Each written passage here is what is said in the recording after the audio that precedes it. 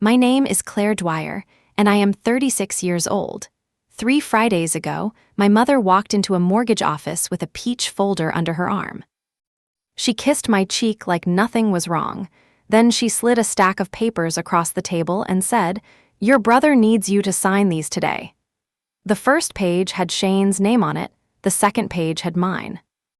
The loan officer looked confused. I was not. I had spent the previous 11 days reading my own credit report with a yellow highlighter. I knew about the business line of credit. I knew about the late payments. I knew about the old tax folder my mother had kept in her hall closet. I knew my social security number had been used before I ever sat down at that table. What my mother did not know was that I had brought a folder too. Mine was gray, plain, and clipped shut.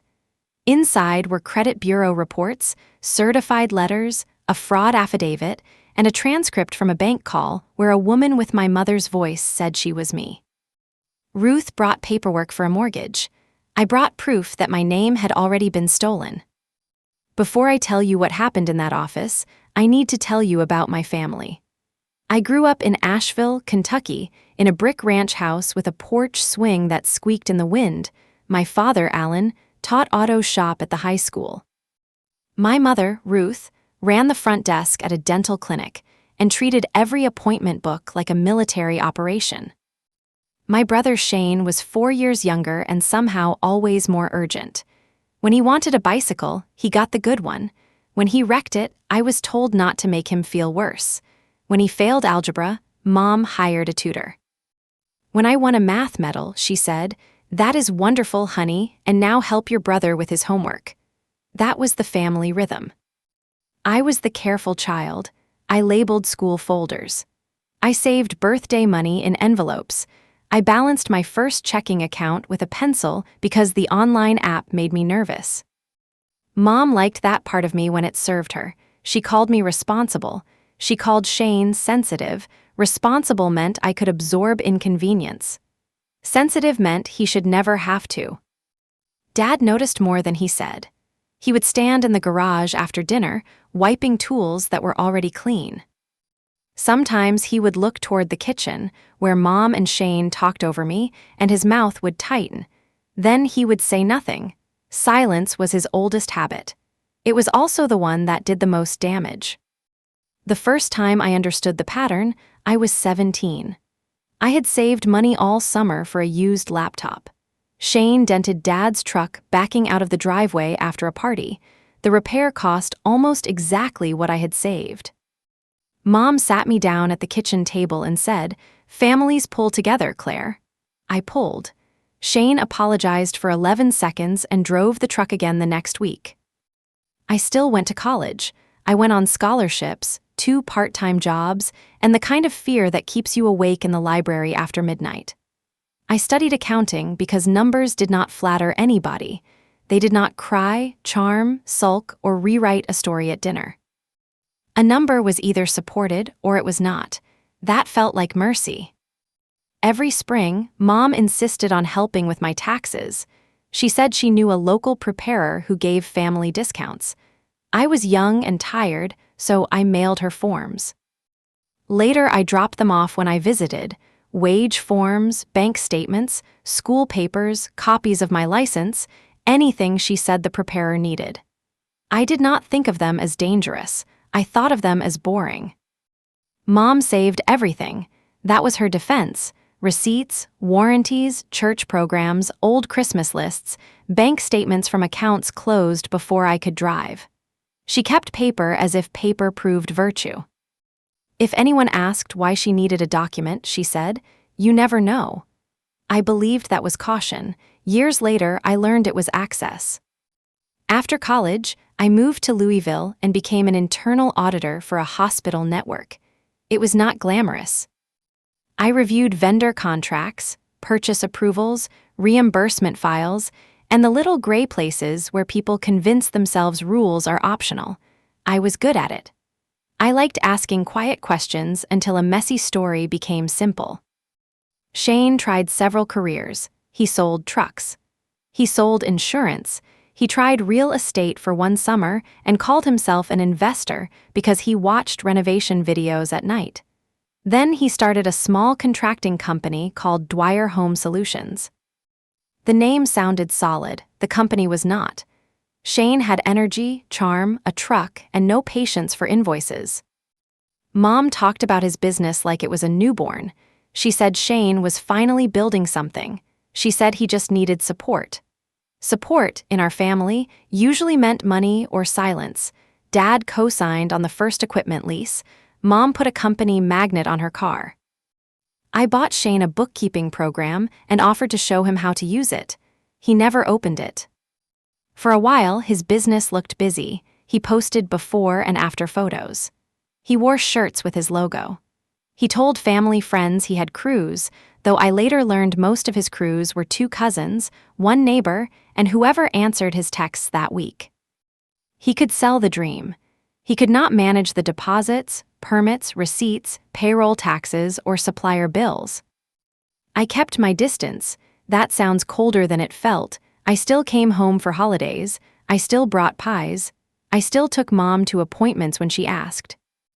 I just stopped offering solutions no one wanted. When Shane complained that customers were cheap, I changed the subject.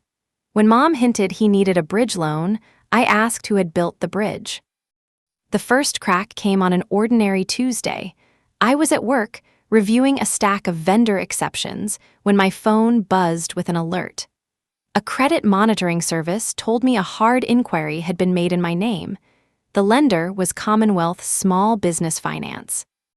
I had never heard of them. I had not applied for anything. My stomach tightened before my brain caught up. I stepped into an empty conference room and pulled the report. There it was. An inquiry using my full legal name, my social security number, and an address I had not used in years, my parents' address. The phone number listed was unfamiliar. The email was a free account with my first initial and last name, followed by random letters. I called the lender. The representative was polite until I said the word fraud. Then her voice became careful. She could not give details over the phone. She could mail documents to the address on file. I said the address on file was part of the problem. She paused. Then she told me to file a dispute with the credit bureaus and send identity verification. That night, I froze my credit. It felt dramatic, like locking the doors after hearing glass break. I told myself it might be a mistake, maybe a data entry error. Maybe someone with a similar name, maybe a system glitch. Auditors are trained to list possibilities before conclusions. Daughters are trained to protect their mothers from ugly theories. 3 days later, a thick envelope arrived at my apartment. Inside was a notice from another lender. It referred to an active business line of credit under my name as guarantor for Dwyer Home Solutions. The balance was $184,000. The account was past due. My hands went cold. I read the number again. Then I read Shane's company name. I called Mom first. That was my mistake. She answered on the second ring, bright and busy. I asked if Shane had used my information for a business loan. The line went quiet, not innocent quiet. Calculating quiet, then she said, "What has he told you?" Not who would do that, not are you okay. What has he told you? I said, nothing, because a lender told me. She sighed like I had opened the wrong drawer. Claire, your brother was in a temporary cash flow situation, and you know how banks are with small businesses. I sat down on the edge of my bed. The floor seemed very far away. I asked if she had given him my social security number. She said, "We used what was available." We used what was available. 4 words. That was how my mother described the theft of my name. Not a breach, not a crime. Not even a bad decision. Available. Like my identity had been sitting on a shelf next to canned peaches, waiting for the family to need it. I asked who signed. She said I was getting hysterical. I asked again. She said, "You would have said no if we asked, and Shane would have lost everything." The answer was hidden inside the accusation. They had known consent mattered. They had known they did not have it. They had simply decided my no was an obstacle, not a boundary. I hung up before she could soften her voice. Then I called Shane. He did not answer. I texted one sentence, "Did you use my name on your business loan?" He replied almost an hour later, "Mom said she talked to you." That was it. No denial, no apology. Just a small, stupid sentence that told me everyone knew except me. I did not sleep that night. I opened my laptop and made a timeline. That is what I do when panic gets loud. I wrote down the first credit inquiry, the lender call, the envelope, Mom's words, Shane's text. I saved screenshots. I downloaded reports. I created a folder named Identity Issue because even then I could not make myself type identity theft. The next morning, I called a consumer attorney named Marisol Vega. I found her through a colleague who handled privacy compliance. Marisol had a dry voice and no patience for emotional fog. She asked what documents I had. I told her. She asked if I had contacted the police. I said no. She said, "You need to treat this like something that happened to you, not something your family discussed without you." That sentence embarrassed me, not because it was cruel. Because it was true. Some part of me was still waiting for Mom to call back and say she had panicked, she was sorry, she would fix it. But the longer I stared at the credit report, the clearer it became. They had not made one bad choice. They had built a plan out of my private information. Marisol told me the first steps: file disputes, send certified letters, keep copies, do not meet alone, do not sign anything. Do not accept family language in place of legal language. She said people often tried to turn fraud into a misunderstanding once documents appeared. Your job, she said, is to keep the words accurate. Accurate words were harder than I expected. Loan, guarantor, forged authorization, misused social security number. Possible impersonation, each word felt like lifting a heavy box. I wanted smaller words: mistake, pressure, family. But smaller words would protect the people who had done it. Bigger words protected me. I went to my parents' house the following Saturday, not to confront them, but to collect what was mine. I wanted the old tax folder. Mom stood in the doorway and blocked half the entrance with her body. She was small, but she had always known how to occupy space. "This is not a good time," she said. I said, "I need my documents." Dad was in the living room, watching a game with the sound low. He looked at me and then at Mom. His face had the gray, tired look of a man who already knew where the missing key was buried. Shane's truck was in the driveway. Of course it was. In my family, crisis always arrived before Shane did and left after everyone else paid. Mom let me in because refusing would have looked too much like guilt. She walked ahead of me to the hall closet. The top shelf held plastic bins labeled by year. There were my childhood report cards, insurance papers, old tax returns, school loan forms, copies of my driver's license, and a faded envelope with my social security card photocopied twice. I had never given permission for that. I put my documents into a tote bag. Mom watched every page as if I were stealing from her. Shane came in from the kitchen with a soda in his hand. He looked annoyed, not ashamed. "You are making this a lot bigger than it is," he said. I asked if he had signed my name. He looked at Mom. That was his confession. Dad muted the television. The silence that followed was thick and old. Mom said, "Your brother was trying to keep people employed." I said, "With my credit." She said, "With family support." I said, "Do not call it support when I was not asked." Shane rolled his eyes. "You always need everything in writing." I looked at him and said, "Lucky for me." That was the first time Mom looked afraid. It lasted less than a second. Then she lifted her chin and said, "Claire, you have an excellent job. Your credit can handle a temporary problem." I laughed once. It did not sound like me. "My credit is not a spare tire," I said, "and my name is not family equipment." Dad said my name quietly, just Claire. Nothing else. I wanted him to continue. I wanted him to say this had gone too far, that they would fix it, that he was sorry. He looked at the floor instead. I picked up the tote bag and left with my documents knocking against my leg. For the next week, I lived like a person with two lives. At work, I checked purchase approvals and flagged duplicate vendors. At home, I wrote certified letters and sat on hold with credit bureaus. I ate crackers over the sink. I forgot coffee in the microwave. I learned that adult fear can be quiet and administrative. It arrives in envelopes and reference numbers. The lender eventually sent me a copy of the file. The application listed me as a guarantor and financial controller for Dwyer Home Solutions. It included my old address, my current employer, my correct birth date, and a signature that looked like someone had practiced my name from a birthday card. The employment income was mine, the business debt was Shane's. A scanned identification page was attached. It was a photocopy of my driver's license from years earlier, back when I lived in Louisville and wore my hair longer. I knew exactly where Mom had gotten it. I had given it to her for taxes after college. She had kept it because she kept everything.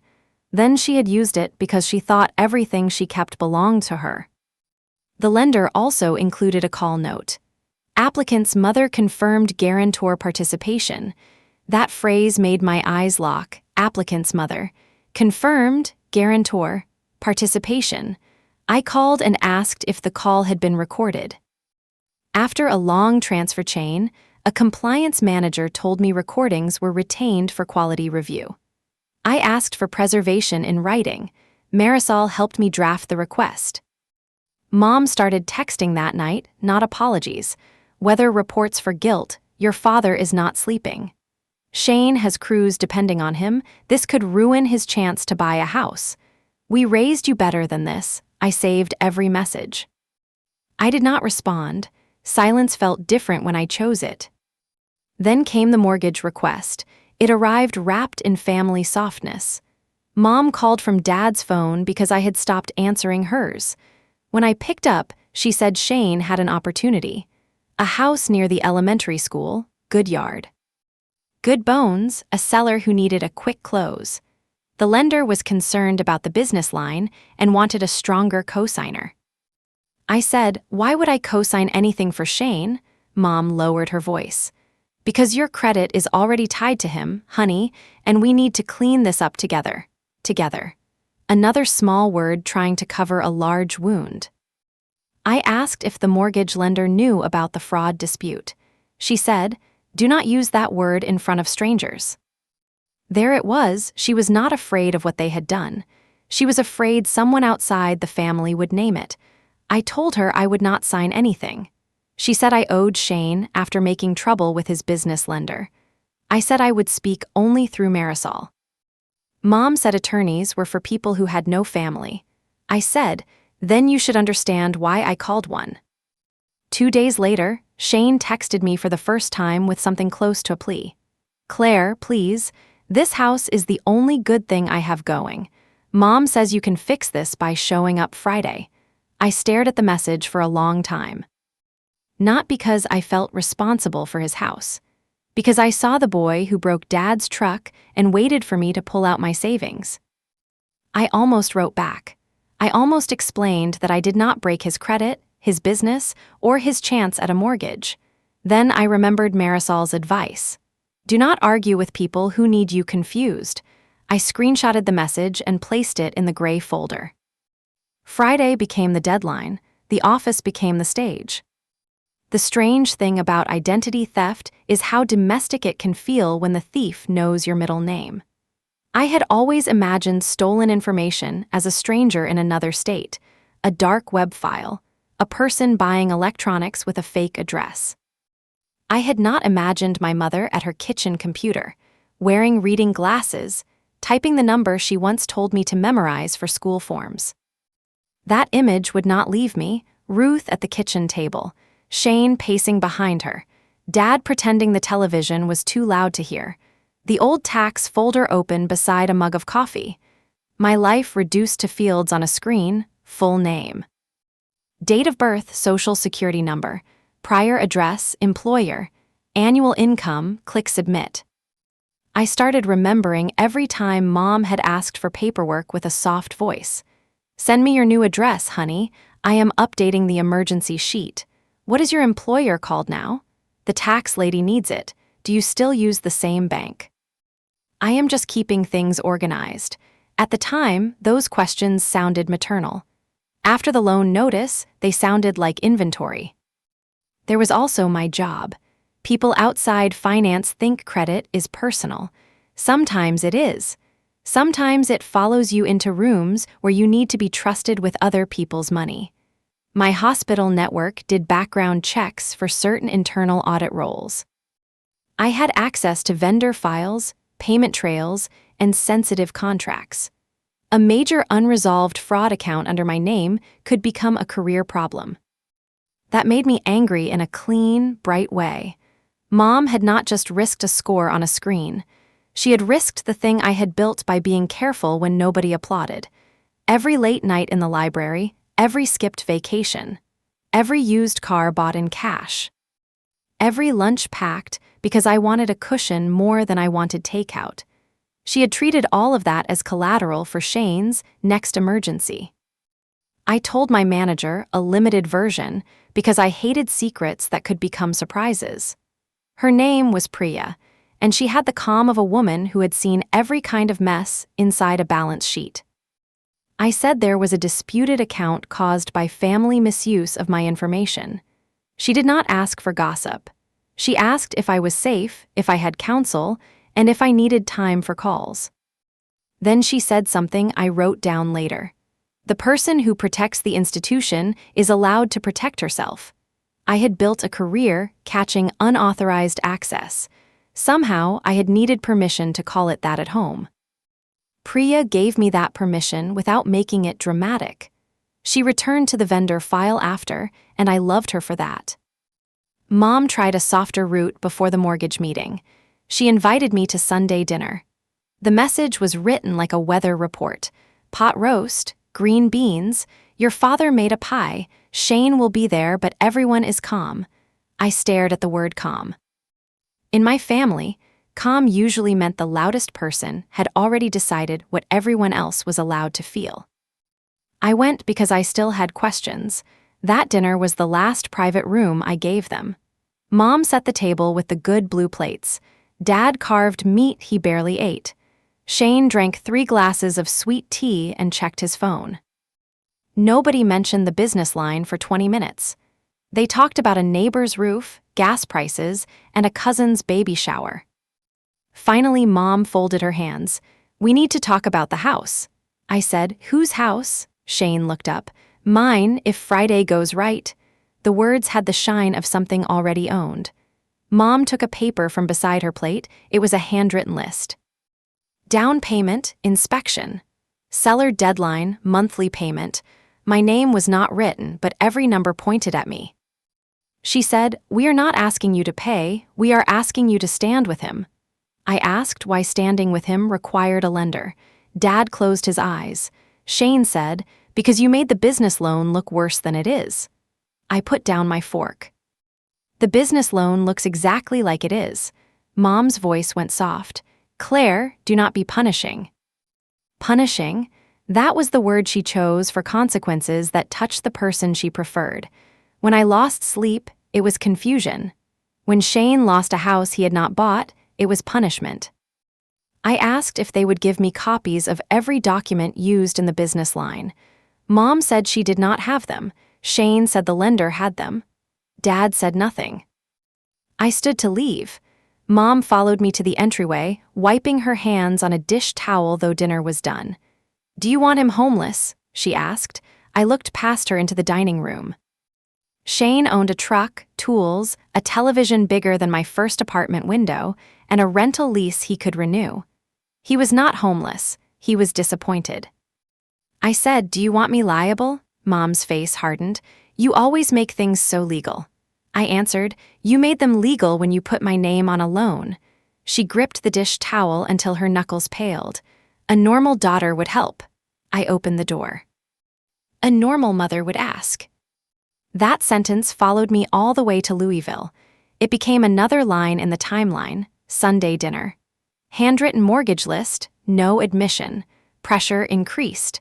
I wrote those words like field notes from a storm.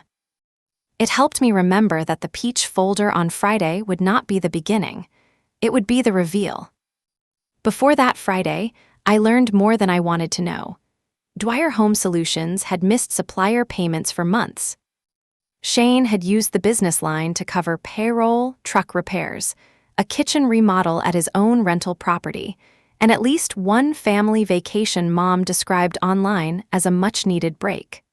The money had not saved jobs, it had delayed honesty. Dad called me Thursday evening. His voice sounded smaller through the phone. "Your mother says you are coming tomorrow," he said. I said I had not promised that. He breathed for a while. Then he said, "I did not know about the signature until after." It was the first true sentence anyone in that house had offered me. I asked, "What did you do when you found out?" He did not answer quickly enough. That was answer enough. Finally he said, "I told her it was wrong." I closed my eyes. "Did you tell the bank?" "No." "Did you tell me?" "No." "Did you tell Shane to withdraw it?" "No." He said my mother was scared. I said, "So was I." He had nothing to say to that. I decided to go to the mortgage office. Marisol did not love the idea. She said I could handle everything by letter. She was right. But something in me needed to watch them try to turn theft into duty while a stranger sat at the table. Family lies breathe best in private rooms. I wanted fluorescent lights, witnesses, and a conference table. Marisol prepared me. I would not sign. I would not threaten. I would not negotiate debt. I would state that my identity had been misused, provide documentation, and request the file be marked accordingly. If anyone pressured me, I would leave. If anyone admitted anything useful, I would write it down after. She smiled slightly when she handed me the fraud affidavit. "This is your signature," she said. "Use it only for yourself." That morning, I dressed for work even though I had taken the day off. Navy slacks, white blouse, gray blazer. Auditors have armor too. Mine has pockets for pens. I printed copies of everything and put them in order. Credit reports, loan notice. Certified letter receipts, text messages. Old license copy, call transcript.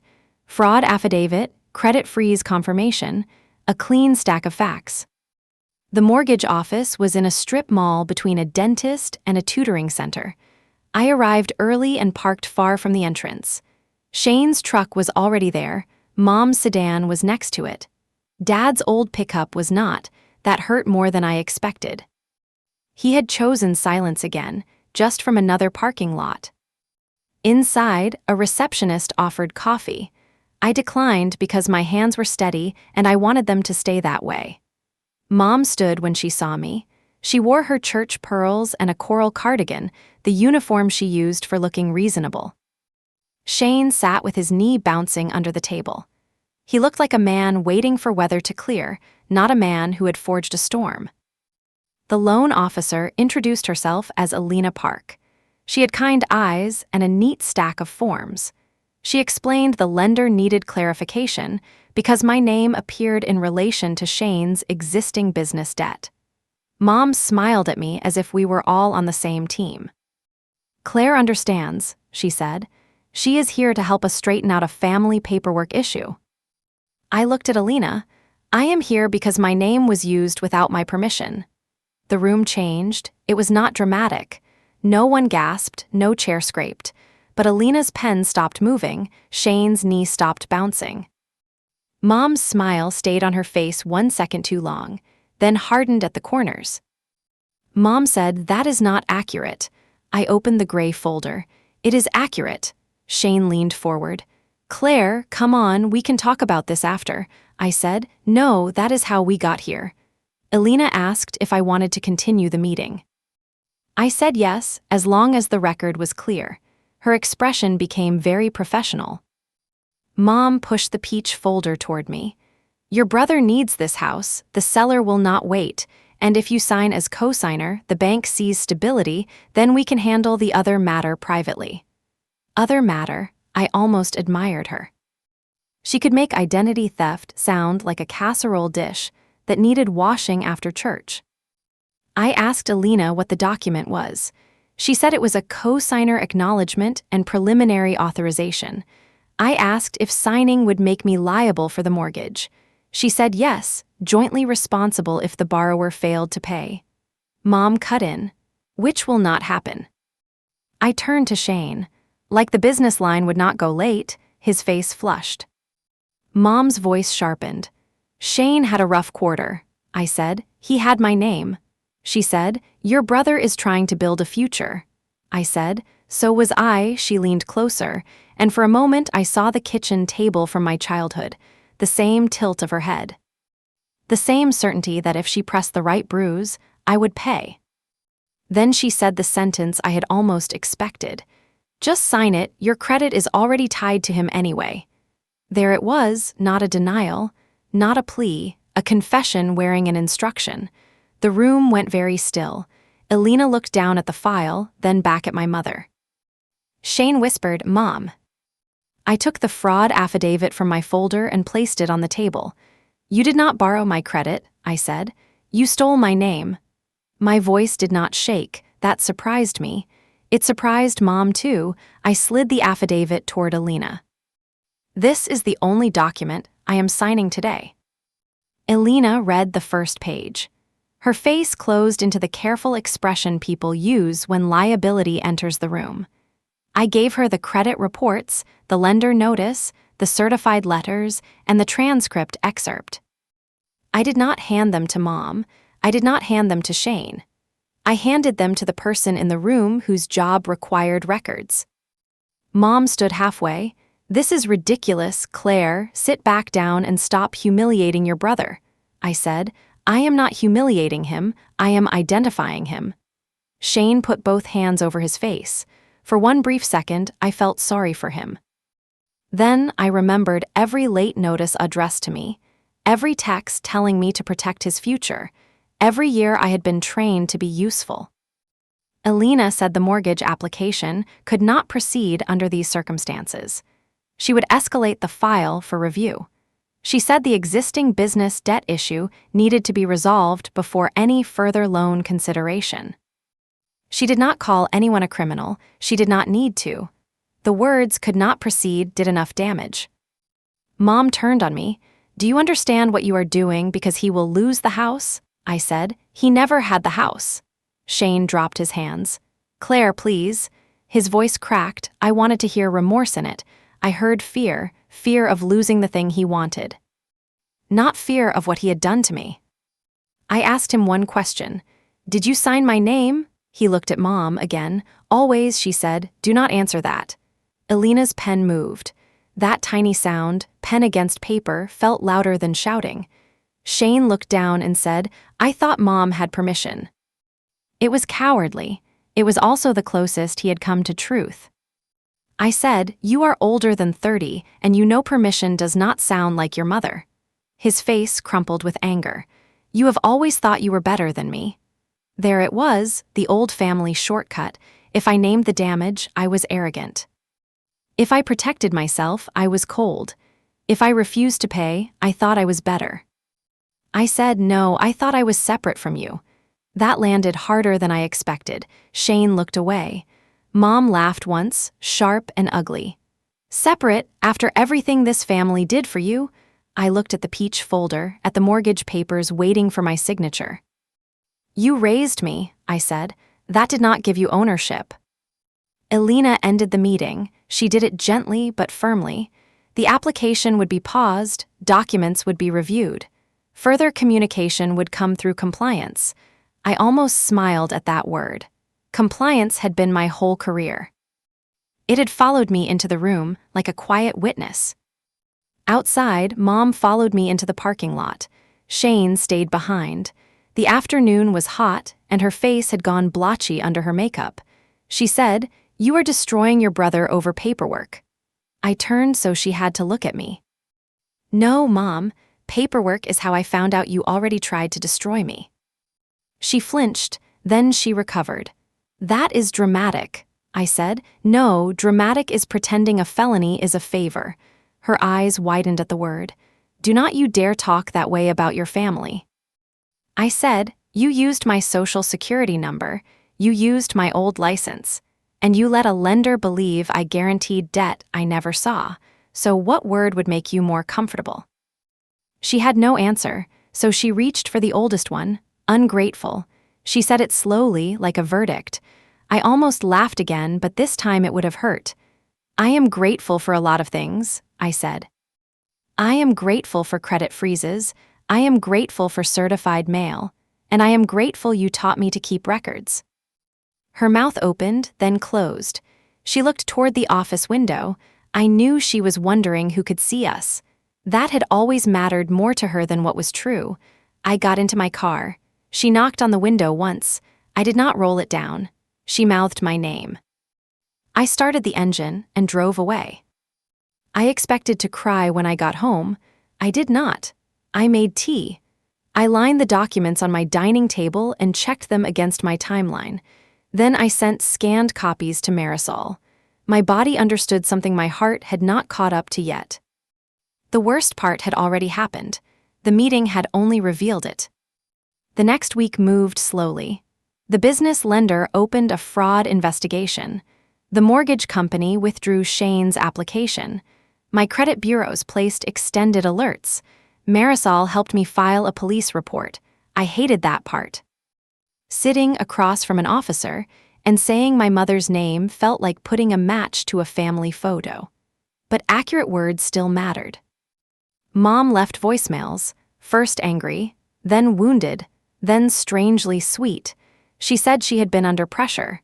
She said Shane could not handle another failure. She said she never meant for me to be harmed. That one almost broke me, not because I believed it. Because I understood that in her mind, harm only counted if she intended it. Consequences were just hurt feelings with paperwork. Dad came to my apartment on a Sunday afternoon. He called from the parking lot instead of knocking. I almost did not let him up. Then I thought about the years he had hidden behind Mom's certainty, and I wanted to see whether he could stand without it. He looked older than he had 3 weeks before. His shirt was tucked wrong. He held a grocery bag with tomatoes from his garden. I let him in. He placed the tomatoes on my counter like an offering from a country that no longer existed. For a while, neither of us spoke. Then he said, "I should have told you." I said, "Yes." He nodded. "I should have stopped it." I said, "Yes." He wiped both hands on his jeans. I do not know how to fix that. I wanted to comfort him. That reflex rose in me like a trained dog. I wanted to say it was okay. He was not the main one Mom had pushed, Shane had signed, he had been trapped. But he had been present. Presence matters. Silence signs things too. So I said, "You cannot fix it by making me feel better about you." He looked up. The sentence hurt him. I let it. Then I said, "You can tell the truth if anyone asks. You can stop asking me to protect Shane. You can never bring Mom to my door without my permission. And you can understand that access to me is not automatic anymore." He cried then, quietly. I had seen my father cry twice in my life, once when his mother died and once when his favorite dog had to be put down. This was different. This was a man discovering that a bill had come due and the amount was himself. I handed him a tissue. I did not hug him. He told me what happened. Shane was behind on suppliers. Mom found the old tax folder while looking for a property deed. Shane joked that my credit could get anybody approved. Mom did not laugh. That was how it started. A joke that found a willing ear. They filled out an online pre-approval, then another form, then a call came. Mom said she handled it because Shane panicked. Dad claimed he found out after the line was approved. I believed him. I also believed he accepted the relief before he questioned the cost. Shane's business stayed open. Mom stopped crying. The house remained peaceful. My name became the floor they all walked over, because nobody could hear a floor complain. I asked why he did not tell me. He looked at the tomatoes. "I thought they would pay it before you knew." That answer was honest enough to be cruel. They had not needed me unharmed. They had needed me unaware. I said, "You understand that is not better." He said yes. His voice was almost gone. Before he left, Dad asked if there was any way to keep Mom out of trouble. I looked at him for a long second. "You came here to apologize," I said.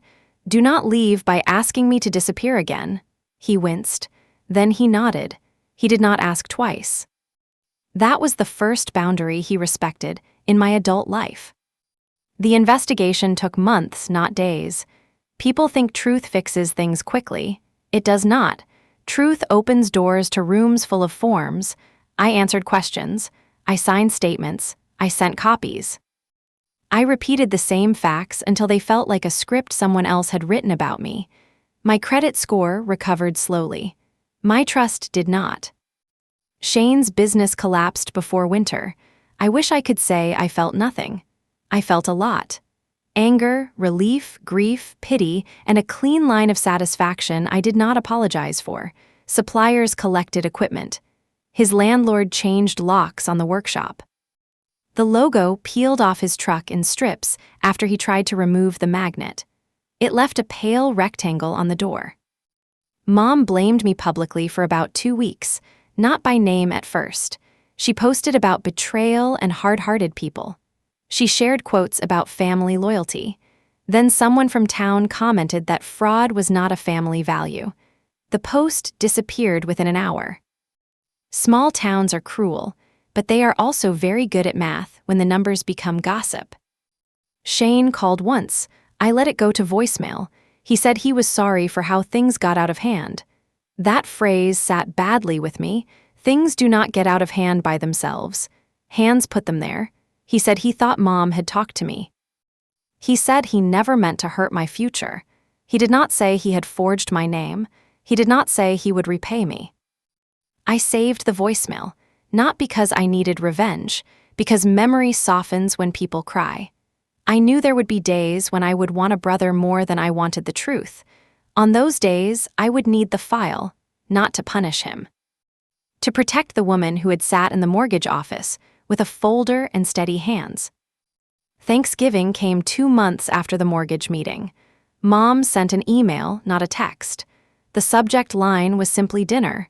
She wrote that life was short, family was imperfect, and everyone had said things they regretted. She said Dad missed me. She said Shane was struggling. She said there would always be a place for me at her table. I read the email twice. It was beautifully empty. Not one sentence said she had used my information. Not one sentence said she had lied to lenders. Not one sentence said she was sorry for putting my name under a debt and then trying to put it under a mortgage. There was a place for me at her table, but only if I agreed to sit where the bill was hidden. I did not go. I spent Thanksgiving with my friend Maya, her wife, and 6 other people who brought too many side dishes. Nobody asked me to co-sign anything. Nobody said family means sacrifice while reaching for my wallet. We ate from mismatched plates and argued gently about pie. At the end of the night, Maya sent me home with leftovers and said, "You did good, Claire." Those 4 words undid me more than any apology would have. You did good. Not you did the right thing for everyone. Not you kept the peace. Not you saved your brother. You did good. I cried in my car with a container of sweet potatoes on my lap. Some sentences arrive late and still raise you. By Christmas, the business lender removed the line from my credit file. The investigation continued on their side, but the account no longer sat on my report like a stranger in my house. I printed the confirmation letter and placed it in the gray folder. Then I did something I had not expected. I wrote on the tab in black marker, my name. Not fraud file, not family issue. My name, because that was what the whole story had been about. My mother believed my name was a tool. Shane believed it was a shortcut. Dad believed it was a problem that might stay quiet. I had spent 36 years being praised for responsibility. Now, I was learning that responsibility also meant refusing to carry what was not mine. Mom showed up at my apartment in January. She did not buzz first. Someone must have let her into the building. She stood outside my door holding a bakery box. I could smell cinnamon through the cardboard. For one strange second, I was 8 years old again, waiting for her to tell me I had done well. Then I saw the envelope tucked under the ribbon. I did not invite her in. I stepped into the hallway and closed the door behind me. Her eyes flicked to the lock. She hated being kept outside. "I brought your favorite rolls," she said. I said, "What is in the envelope?" Her face tightened. "Can we not start like that?" I said nothing. She sighed and pulled it free. It was a letter from Shane's attorney. Not a lawsuit. A request.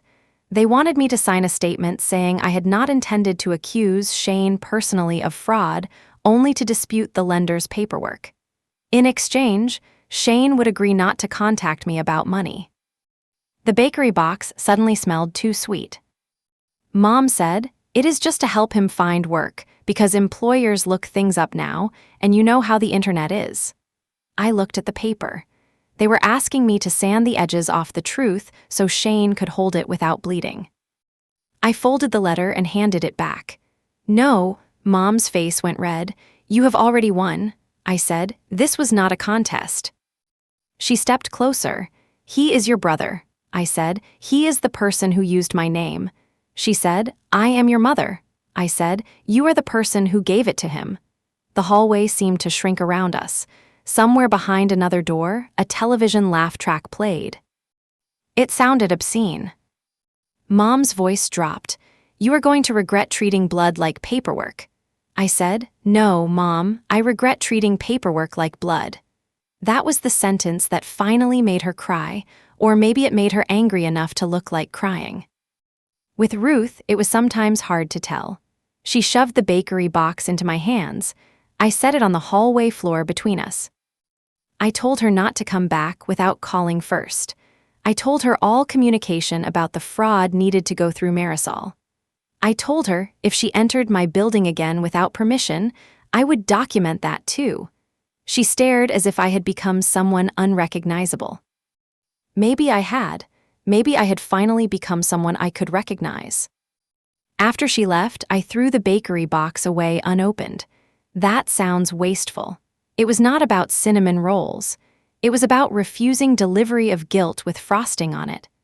I took a photo of the envelope request, sent it to Marisol, and added the encounter to the timeline. Then I made my own dinner. Toast, eggs, sliced tomatoes from Dad's last visit.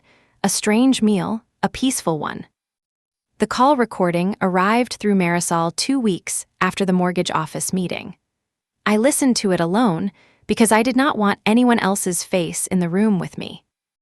The file opened with the lender's greeting, then security questions, then my mother's voice pretending to hesitate as if she were searching her memory. She gave my birth date. She gave my old address. She mispronounced the street where I lived now, which would have been funny if it had not made me shake. The representative asked if she understood she was guaranteeing repayment if Dwyer Home Solutions failed to pay. My mother's voice said, "Yes, I understand." Then she laughed lightly and added, "I do the books for the family, so it makes sense." I paused the recording there. I do the books for the family. That was not even a lie in her mind. Mom had always believed she kept the moral ledger, who owed gratitude, who needed grace, who had suffered enough, who had not suffered enough to complain. By that ledger, my good credit was not mine. It was a family surplus. The representative asked her to confirm authorization to proceed. Mom said yes. Then she said something I had not expected. "My brother is a little embarrassed to ask me for help." My brother. She had not only pretended to be me. She had made Shane smaller in the story so I would sound generous. Even in fraud, she protected his pride. I cried then, but not loudly. The tears were hot and furious. That recording removed the last soft corner where I had hidden the word misunderstanding. There was no misunderstanding in that calm yes. There was no panic in the little laugh. There was no mother making one desperate phone call to save a son. There was a woman using my voice because hers would not qualify. Marisol told me I did not have to listen again. I did anyway, once more. Then I wrote the exact sentence in the timeline. "I do the books for the family." Under it, I wrote my answer. not anymore. The recording changed the way people spoke to me. The business lender became more direct. The police report moved from uncomfortable to concrete. Even Dad stopped saying your mother got carried away. When I told him what she had said on the call, he sat quiet for so long I thought the line had dropped. Then he whispered, "Claire, I am sorry." No explanation followed. That made it better. Mom must have learned about the recording from someone because her next voicemail was different, not sweeter, sharper. She said, "You are collecting things like you want a trial." She made the word trial sound dirty. I stood in my kitchen, listening with the phone on speaker. Then I said aloud to the empty room, "No, I am collecting things because you keep lying." There is a kind of freedom in answering people after they can no longer hear you. It is practice. A rehearsal for the voice you will use next time they stand in front of you. I practiced a lot that month. In the shower, in the car, while folding towels. No, I will not sign that. No, I will not call it confusion. No, my name is not available. Spring came slowly. I started checking my credit less often. At first, I still logged in every morning like a guard walking a fence, then every few days, then once a week. The alert stayed quiet. Quiet can be suspicious after betrayal. It can also be healing. I was learning the difference. Dad called once a month. I answered when I wanted to. He did not ask about Mom and Shane anymore. He told me about the garden, the high school shop class, the neighbor's dog that kept stealing gloves from his porch. It was awkward and small. It was also honest. We were building a relationship out of pieces too plain to manipulate. One afternoon, he asked if he could bring me the rest of my childhood papers. I said yes, but he had to come alone. He did. 3 boxes. Report cards, photos, old certificates, my first bank book, a stack of birthday cards I had made for my parents in crayon. At the bottom was a folder labeled Claire Taxes, Mom's handwriting, neat, certain, possessive. Dad put the folder on my table. "I should have brought it sooner," he said. I said, "Yes." He nodded. That became one of our new rules. I did not soften facts to make him more comfortable. He did not ask me to. Some people call that cold. I call it a clean room where mold finally stops growing. Inside the folder, I found copies of everything. Old addresses, employer identification papers, bank forms, my license, even a photocopy of the Social Security card I thought had lived only in my own safe. I felt sick, but not surprised. Mom had built a paper version of me and kept it in her closet. When Shane needed a better borrower, she opened the folder and handed him that version. I shredded what needed shredding. I kept what needed keeping. Dad watched. The machine made a harsh, steady sound. Strip after strip of old access disappeared into the bin. It was not dramatic enough for what it meant. No thunder, no music. Just paper teeth, turning my mother's secret archive into confetti. A week later, Marisol called with news. The business lender had finalized my dispute. I was removed as guarantor. The account would remain under review for recovery against the actual applicants. There might be further questions, but my part was clear. Clear. I wrote the word on a sticky note and put it on my computer. I looked at it for 3 days. Mom sent one final long message after that. She said I had chosen outsiders over family. She said attorneys and banks would never love me. She said Shane had depression now, and Dad was distant, and I had broken something sacred. She said she hoped I was proud of my independence. The old Claire would have heard a curse. The new one heard a summary. I replied with one sentence, "I am not available for conversations that deny what happened." Then I blocked her number. My hands shook after. Boundaries are often described like doors closing. Sometimes they feel more like pulling a hook from your own skin. You bleed a little, then you notice you can move. Shane filed for bankruptcy in early summer. I learned from public notice, not from family. I expected the news to feel like victory. It did not. It felt like a weather report from a town I no longer lived in. Sad for someone, necessary for someone, not mine to repair. That was a new kind of peace. I took a week off in July and drove to a cabin near Lake Cumberland with Maya and her wife. We swam badly, burned hot dogs, and played cards on a porch while rain hit the roof. One night, Maya asked what I missed. Not who. What? I said I missed believing my mother would protect my name if I was not in the room. The answer surprised me. It was smaller than missing a mother. It was more precise. Maya nodded. That is a real thing to grieve, she said. I appreciated that she did not try to make it prettier. Some grief is not dramatic. It is a missing lock, a drawer you thought was safe, a signature that looks like yours if nobody checks carefully. When I came home, there was a letter from the credit bureau confirming the extended fraud alert. It would stay in place for years. At first, that bothered me. A mark, even a protective one, felt unfair. Then I thought about locks again. A lock does not mean the house is ruined. It means the owner learned something. The last conversation I had with Shane happened by accident at a gas station outside Asheville. I had driven down to meet Dad for lunch. Shane was coming out with a bottle of soda and a pack of gum.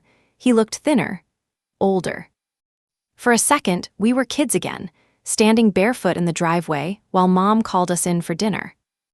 He stopped, I stopped. He said, "I heard you got everything cleared." I said, "Yes." He nodded like that was good news for him too. Then he said, "I guess you think I got what I deserved." I looked at him for a long time.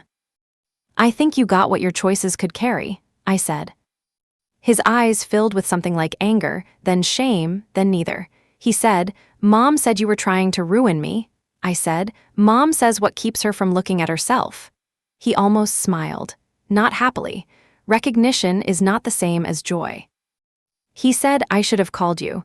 I said, "You should have asked me." He nodded once, that was all. He did not apologize fully. I did not forgive him fully. Life is rarely that tidy, but he did say one thing before he left. "I knew it was wrong when she said you would never find out." That sentence stayed with me, not because it healed anything. Because it confirmed the center. They had counted on my absence. I had returned to my own name. Dad and I had lunch that day at a diner with cracked red booths. He gave me a jar of pickles from his garden. I gave him a boundary written on paper. Not a legal document, just a list. No discussion of Mom's feelings as leverage. No requests for Shane. No sharing my address, employer, finances, or schedule. No surprise visits. If any rule broke, contact paused. He read it slowly. His face changed with each line. "This is a lot," he said. I said, "It is less than what happened." He nodded. Then he signed the bottom without being asked. I had not expected that. "For me," he said, "so I remember." That was the first signature from my family that did not cost me anything. By the next fall, my life looked ordinary again from the outside. I went to work. I watered plants. I met friends for dinner. I bought a new shredder with a lockable bin and became the person who tells everyone at brunch to freeze their credit. I can make it sound funny now. Most survival skills become jokes once they stop bleeding. But the ordinary had changed. I no longer gave Mom the benefit of private explanations. I no longer translated Shane's irresponsibility into need. I no longer treated Dad's silence as neutrality.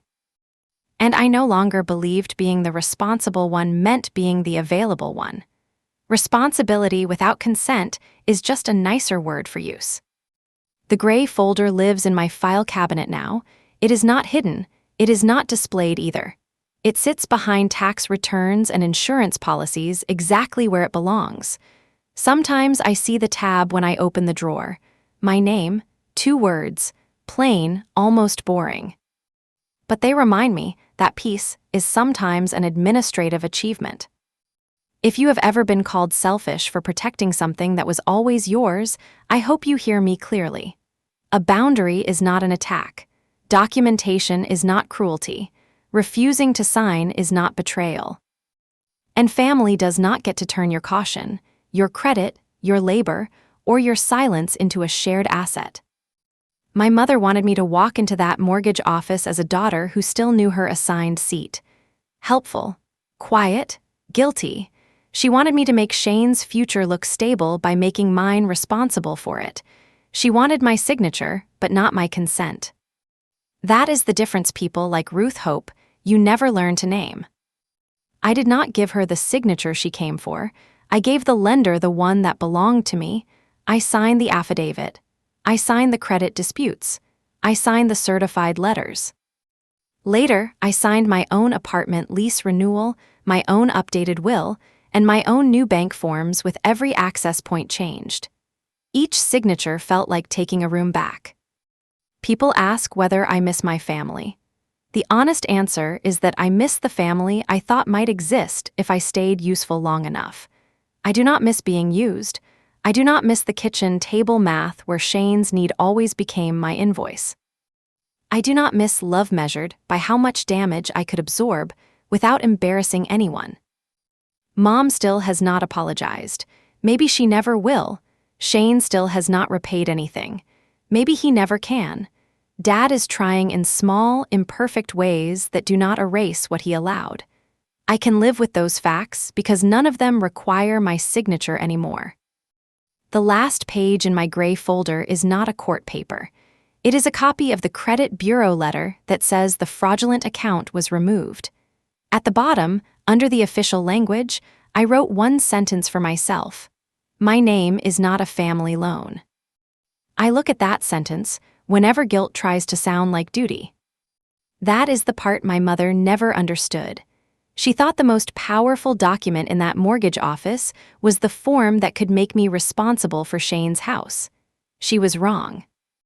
The most powerful document was the one where I told the truth and signed only for myself.